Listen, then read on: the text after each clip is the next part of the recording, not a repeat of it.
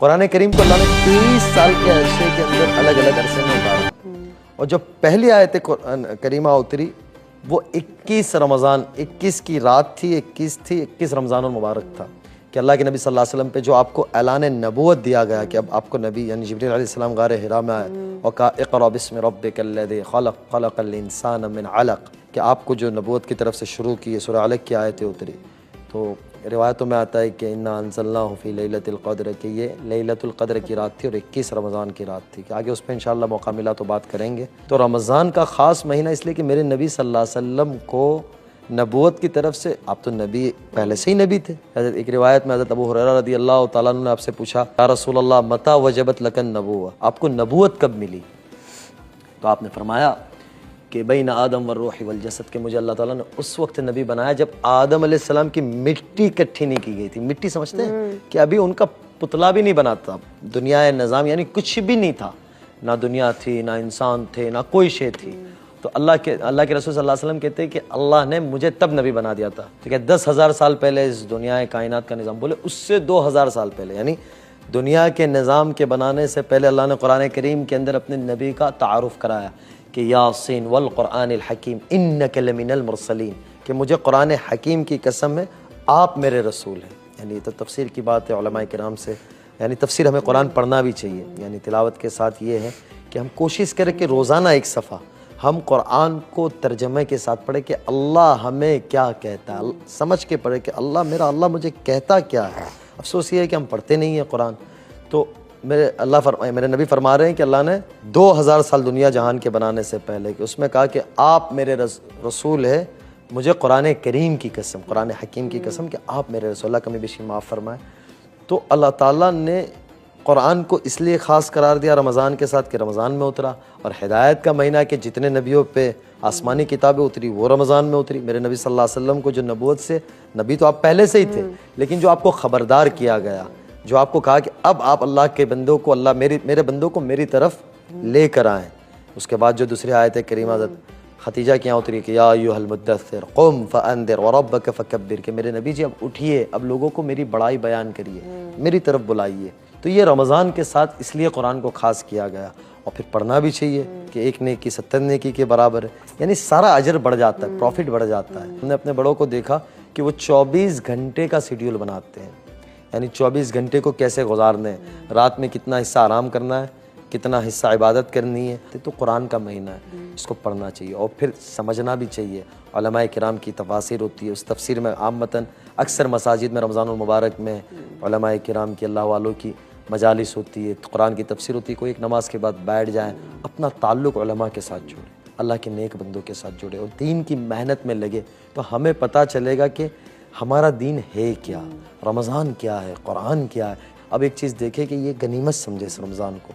मैं आप ज़रा से भी कहूँगा कि इस रमज़ान को ऐसे गनीमत समझे कि पिछले साल देखें हमारे साथ कितने अजीज़ व अकारीब ऐसे थे, घर में देख ले कि किसी के माँ बाप थे, भाई बहन थे, बीवी बच्चे थे, शौहर था, और फिर हमारे दोस्त अहबाब थे, रिश्तेदार थे, पिछली रमज़ान में हमारे साथ थे। ना उन्होंने सोचा था, ना हमने सोचा, अल्लाह को प्यारे हो गए, उनका किताब बंद हो गया। अल्लाह ने हमें मौका दे दिया है।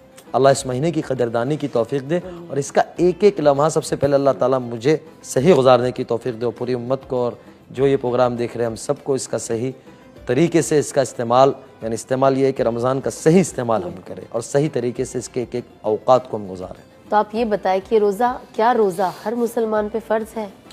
ये तो यानी आपने जो बात पूछी है ये मुफ्तियान किराम से पूछने वाली बात है, लेकिन बहरहाल जो इसका एक है कि जैसे ईमान है हमारे पास, नमाज हर आकिल बालिग मर्द पर फ़र्ज़ है, ऐसा भी रोज़ा भी हर आकिल बालिग मर्द पर अल्लाह ताला ने 30 दिन के रोज़े फ़र्ज़ किए, और ये हमारे लिए, हमारी सेहत के लिए।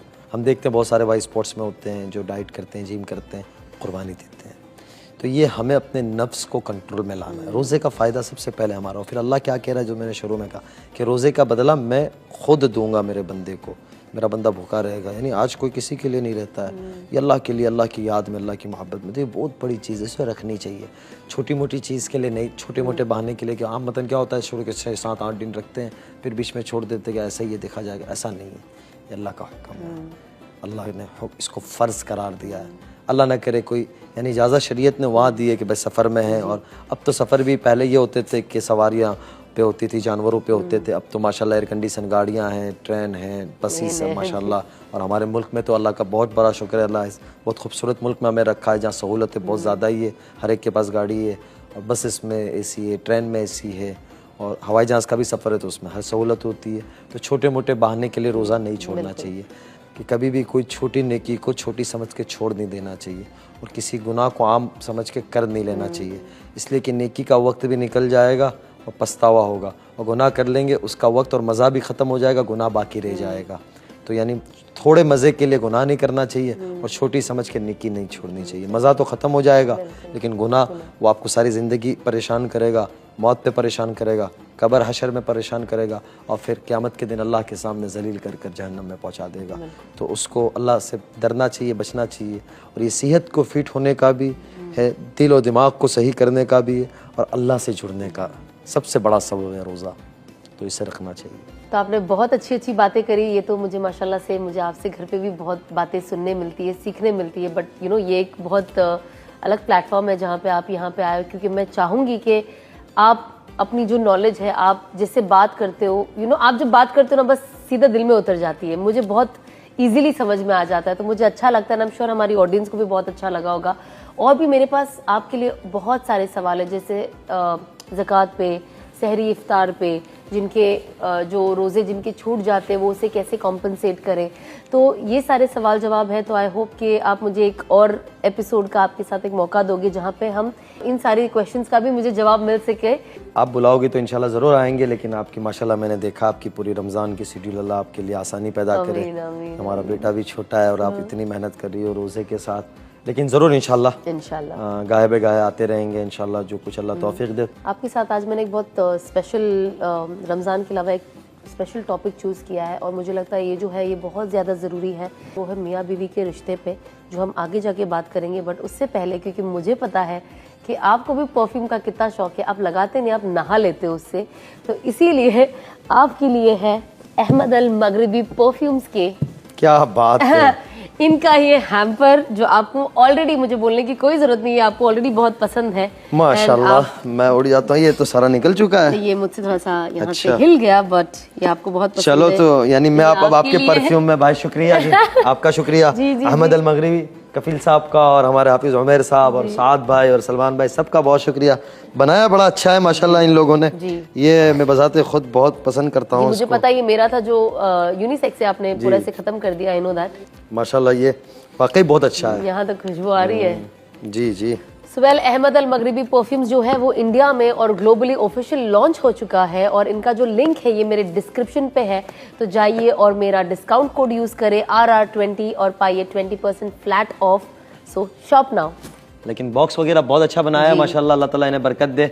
ऐसे ये बड़े दीनदार और नेक लोग हैं और सबसे बड़ी बात है इनके लिए एक सादतमंदी की बात ये है कि मदीना मुनव्वरा के अंदर इनके माशाल्लाह क्विट के बाद काफी आउटलेट हर जगह हो गए। इनका औद भी बड़ा जबरदस्त है। जी आई नो, आप उनका यूज करते हो, आई नो दैट, यस उनका ही औद इस्तेमाल करता हूँ। बोतल एक तो बड़ी छोटी सी बोतल में देते हैं। हाँ, मैंने देखा। एक बोतल है, एक टूट गई, एक हमारे भाई शहबाज लेके चले गए, एक मेरे से। तो माशाल्लाह इनके पास वैसे भी खुशबू देना इज सुन्नत। अल्लाह अगर जन्नत में किसी कारोबार की इजाजत होती ना तो वो खुशबू की होती। तो दो चीजें सुन्नत भी है, कपड़ों का काम जो माशाल्लाह आप कर रही है और खुशबू का काम हमारे कफील साहब करे। ब्रांड तो अपना घर का ही ब्रांड है, लेकिन शुक्रिया जी माशाल्लाह। दूसरी चीज ये है कि इन्होंने शरीयत का बड़ा ख्याल किया इनके पूरे काम के सिस्टम में और प्रोडक्ट के अंदर भी, कि मुफ्तियान किराम की और उलमाए किराम की और इसके जो तजुर्बेकार है, अल्कोहल वगैरह का जो मसला होता है उसको इन लोगों ने उससे बिल्कुल बड़ी रखा है। बड़ा अच्छा सेटअप है जी। वेल, तो ये बातें होते रहेंगी, तो आप लीजिए एक छोटा सा ब्रेक और ब्रेक के बाद मिलते हैं, क्योंकि बहुत इंपॉर्टेंट टॉपिक मुझे इनके साथ डिस्कस करना है, जो मैं चाहती हूँ कि ये उस चीज़ पे बात करें आप सबके सामने। तो प्लीज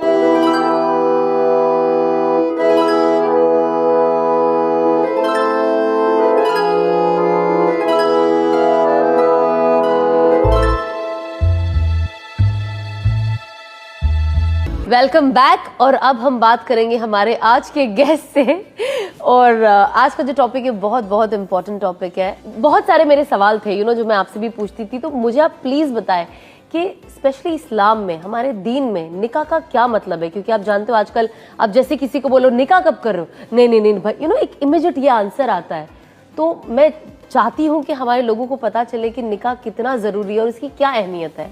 बहुत अच्छी बात पूछी है आप माशाल्लाह, ये बहुत ज़रूरी है रोज़मर्रा की ज़िंदगी के लिए कि आज जो है ना बेहयाई आखिरी किनारे के ऊपर है। अल्लाह हम सब की हिफाजत फरमाए, नई नस्ल, यानी हम भी, मैं कोई बूढ़ा तो हो नहीं गया, हम बूढ़े तो नहीं हो गए, लेकिन आज का जो दौर चल रहा है ख़ास तौर से, यानी जो टेक्नोलॉजी बढ़ी है उसके साथ फहाशी भी बढ़ी है। कोई बुरी बात नहीं है, इस्तेमाल होना चाहिए, लेकिन उसका सही इस्तेमाल होना चाहिए। इसीलिए बेहयाई से रोकने के लिए अल्लाह ताला ने निकाह का सिस्टम रखा है और इतना बेहतरीन खूबसूरत ये रिश्ता रखा है कि अल्लाह ताला ने इसको कुरान करीम में तरह तरह जगह के ऊपर बयान किया है कि इसको सुकून की चीज़ निकाह को की गई। नबी अलैहिस्सलाम ने फरमाया मेरी सबसे बड़ी सुन्नत है निकाह। और मियाँ बीवी को अल्लाह ताला ने एक बड़ी बात बताऊँ मैं, यानी सना आपको, अक्सर हम इस पर बात करते हैं, आप भी बहुत अच्छी बात करती हो, कि मियाँ बीवी को अल्लाह ताला ने जन्नत में भी बनाया। माँ बाप का रिश्ता जन्नत में नहीं होगा, भाई बहन का नहीं होगा,